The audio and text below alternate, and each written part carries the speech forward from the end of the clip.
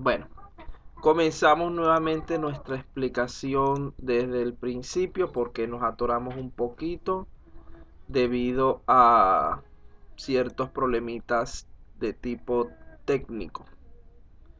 Entonces, como les venía diciendo, en el día de hoy voy a hacer un repaso a ciertas nociones básicas relacionadas con el lenguaje Prolog, porque aunque se hizo el día domingo no todos los alumnos están presentes. Entonces vamos a comenzar aquí hablando acerca de estas nociones básicas.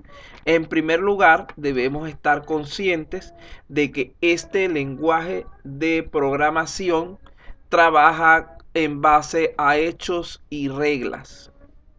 ¿Qué sucede? Que la sentencia, digamos que hay un valor que sería el número de elementos consecuentes que la forman, que cuando ese número es cero, decimos que se trata de un hecho, y cuando es mayor que cero, decimos que es una regla, es decir, un conjunto de validaciones, donde los hechos los consideramos como afirmaciones simples o axiomas. De allí que el programa Prolog en realidad no es más que un conjunto de hechos con sus reglas correspondientes. Aquí tenemos un pequeño ejemplo acerca de eso. Vean esta información que se está colocando allí. Allí lo que nos indica es lo siguiente. Tenemos nuestra condición de salida, es decir, nuestro hecho, el cual se valida solamente si las dos reglas que están del otro lado son verdaderas. Es decir, la única manera de aprobar el curso es asistiendo a clase y entregando las tareas. Prolog está basado entonces en lógica de predicados, la cual consiste en un conjunto de sentencias de la forma que tienen allí dibujada, es decir, A, dos puntos guión, B1, B2, B3, etcétera, hasta Bn, donde n debe ser siempre mayor o igual que 0, no acepta valores negativos. Luego de allí podemos decir que en este caso, cuando n es igual a 0, estamos hablando de un hecho, el cual se considera como un axioma. ¿Qué es un axioma? Déjenme avanzar la diapositiva, aunque hablo y se me olvida avanzar las diapositivas. ¿Qué es un axioma? No es más que algo que se considera como una verdad absoluta que no necesita ser probada. Por ejemplo, ahí tenemos un caso que es válido para el lenguaje Prolog. Si nosotros establecemos como hecho que los perros son de color verde, el sistema lo va a tomar como que eso es una verdad absoluta, que los perros son de ese color. Y cuando hagamos nuestras evaluaciones, él va a asumir que eso es verdadero. Entonces, al preguntarle de qué color son los perros, como hay una regla que lo establece así, él va a decir los perros son de color verde. Aunque en la práctica esto no sea cierto. Otro ejemplo para esto en cuanto al carácter axiomático de los hechos, es decir, a su carácter de verdad absoluta, podría ser esto. Supongamos que tenemos en Prolog este tipo de hecho, donde los dos primeros valores son los sumandos y el tercero es el resultado. Nosotros podríamos definir cualquier tipo de relación que queramos allí. Por ejemplo, lo más común sería definir que la suma de 2 más 3 es 5. Que esto es normal y es correcto en cualquier sitio donde ustedes vayan. Pero también es válido para programas hechos en Prolog que nosotros establezcamos afirmaciones como 5 más 3 en ese caso son 7, y eso es, aunque es falso en la vida real, para el sistema es verdadero, ya que él trabaja bajo una lógica que indica que A, B son verdaderos, A y B son verdaderos, entonces C es verdadero. ¿Qué es lo que pasa aquí?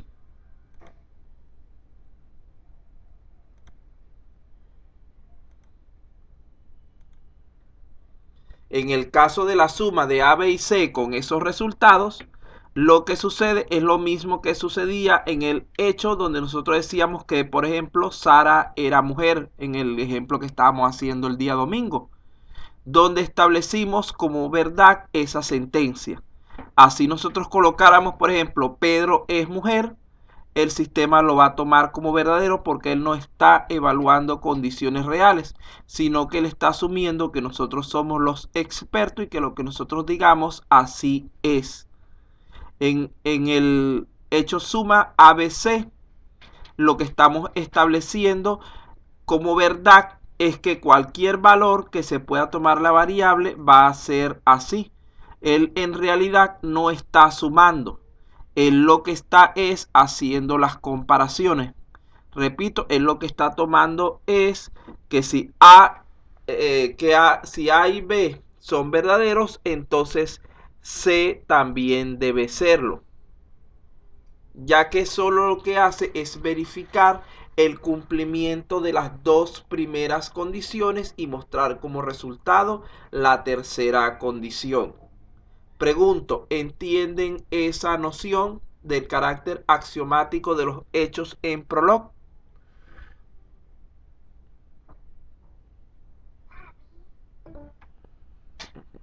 Bueno, entonces eso lo deben recordar, que cualquier cosa que ustedes coloquen como hecho en su lista del programa, él va a tomarlo como que eso es así, por muy loca que sea la idea que ustedes coloquen.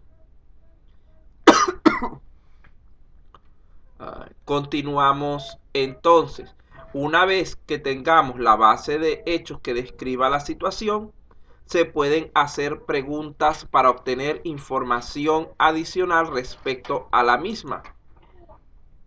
Vamos a empezar a verificar diferentes formas de estas preguntas, de estas situaciones.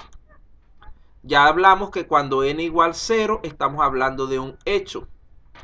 Lo siguiente es este caso que tienen en pantalla. En este caso estamos diciendo que n igual 1. Ahí, al ser n igual 1, estamos hablando ya del criterio de reglas. Fíjense que en este caso vean la comparación que hacemos. Si apruebo el primer curso, inscribo o puedo inscribir el segundo curso. Es decir, si B1 es verdadero, entonces A es verdadero. Eso sería una comparación con una sola condición. Por otro lado, la regla A va a ser verdadera si fueran n condiciones, solamente si todas las condiciones establecidas son verdaderas. Es decir, funciona como una conjunción. Eso que tenían allí en pantalla es una regla con una sola condición, por la cual decimos que si obtengo al menos una calificación de 11 puntos en el examen, apruebo mi curso. Y puedo inscribir el siguiente. Vamos a verlo a través de un ejemplo. Aquí está, vamos a ver este análisis de esto. Aquí tenemos lo siguiente. Tenemos el ejemplo que acabo de nombrar. Si nota mayor o igual que 11, entonces aprobado. Ustedes ya conocen ese tipo de sentencias. Ustedes inclusive la han usado mucho en diversos lenguajes. Vean que allí lo tenemos explicado o expresado en pseudocódigo o en alguno de esos lenguajes comunes. If B1 igual verdadero, then A igual a verdadero también.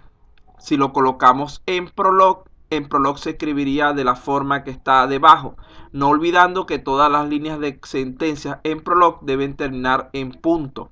Allí no le coloqué el punto, colóqueselo ustedes por favor.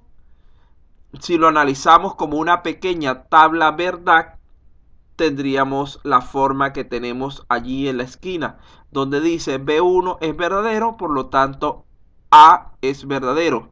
B1 es falso, por lo tanto A sería falso. Es una relación directa. ¿Cuál es nuestra posibilidad de éxito en este caso? Solamente del 50%. Porque nuestra variable depende una de la otra. Es decir, tenemos una probabilidad de 1 sobre 2. Mientras más condiciones le agreguemos entonces a nuestra sentencia, es decir, mientras más elementos anidemos, menor será la probabilidad de que la respuesta sea verdadera. Por lo tanto, mejor será nuestro filtro.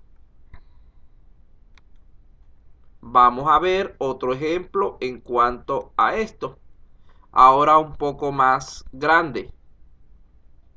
Vean que ahí tenemos esta vez una regla con dos condiciones llamadas B1 y B2.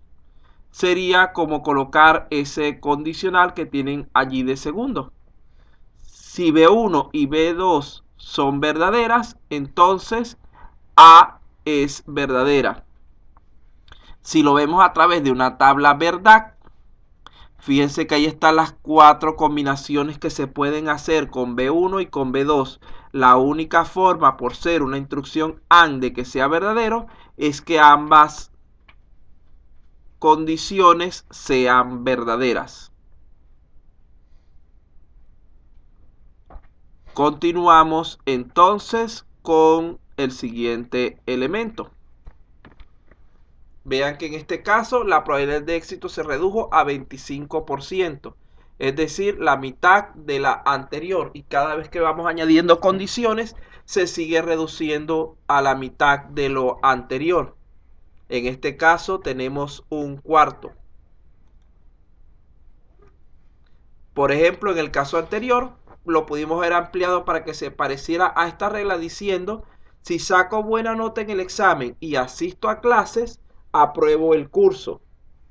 Como ven, ahora les resulta más difícil al alumno aprobar su curso, porque no es solamente cuestión de un examen, sino que además tiene que cumplir con el requerimiento de asistencia. Vamos a ver un tercer caso un poco más complejo. Aquí está. Vean que aquí tenemos una regla formada por 3 condiciones. ¿Cómo trabajaría? ¿Cómo trabaja esto? Simplemente lo que está haciendo es primero evalúa 2 de las condiciones y luego el resultado lo evalúa con la siguiente condición que le quedó pendiente. Si se cumple, en ese caso diríamos que es verdadero. Vean cómo cada vez es menos la probabilidad de obtener el resultado verdadero. Esto nos lleva a pensar nuevamente en el caso anterior. Vamos a complicarlo un poco más. Por ejemplo, si saco buen promedio de nota en mis exámenes, ya ahí tengo la condición de nota, y asisto a las clases, y además pago las mensualidades, puedo inscribir el siguiente curso. Uno solo de estas 3 condiciones que fallen, no se les permite inscribir el curso. Por lo tanto, la posibilidad de poder hacer esta acción es cada vez menor. En realidad, la cantidad de restricciones o reglas que podemos, o condiciones que podemos agregar es prácticamente infinita, con lo que se va disminuyendo cada vez más la cantidad de elementos aceptados, pudiendo analizarse esto como condicionales anidados.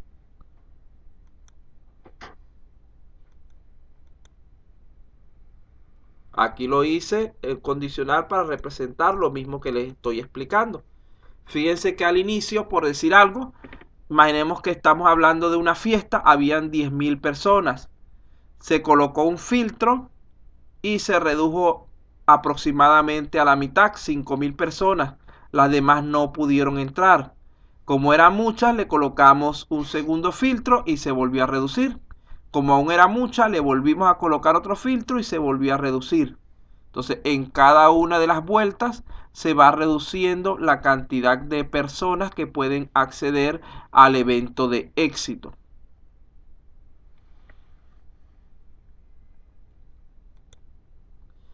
¿Entienden hasta allí? ¿Están claros hasta ese punto?